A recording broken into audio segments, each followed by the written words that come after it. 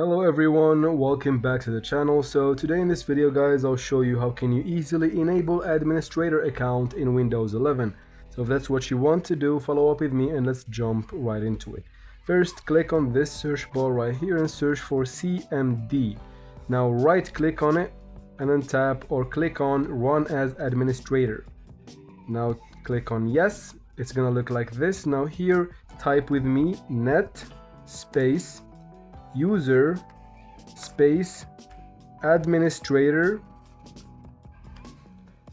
Now you might notice that I have written administrator a little different because I have to write it according to my PC's main language basically. So if mine is French, as you can see guys, I have to write administrateur.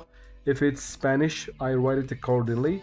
If yours is English, just write administrator normally.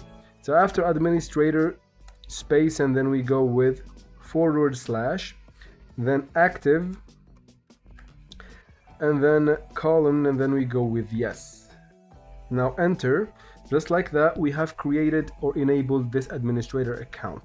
Now it comes without a password, so to create a password from here, just go ahead and type net user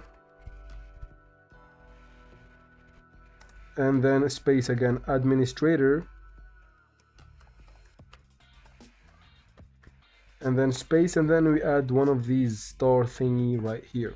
Now we tap on enter. As you can see, it says now type a password for the user, so I'm just gonna type in a random password, and then again it won't show the password for security reasons.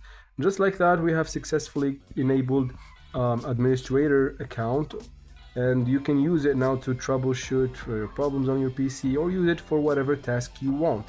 All you need to do is to tap right here, and then you go ahead and right click on your account here, and then you tap on sign out, and then once your PC disconnects from this account, you'll find the administrator account towards the bottom left corner of your screen once it turns back on kinda.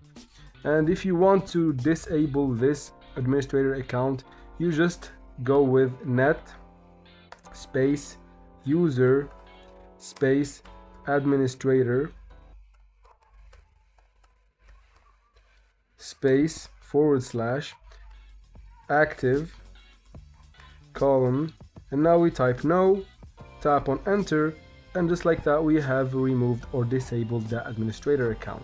And that's how you do it guys. I hope this video was helpful. If it was, please like and comment down below. Don't forget to subscribe for future videos like this one, and as always, thank you very much for watching and see you in future videos.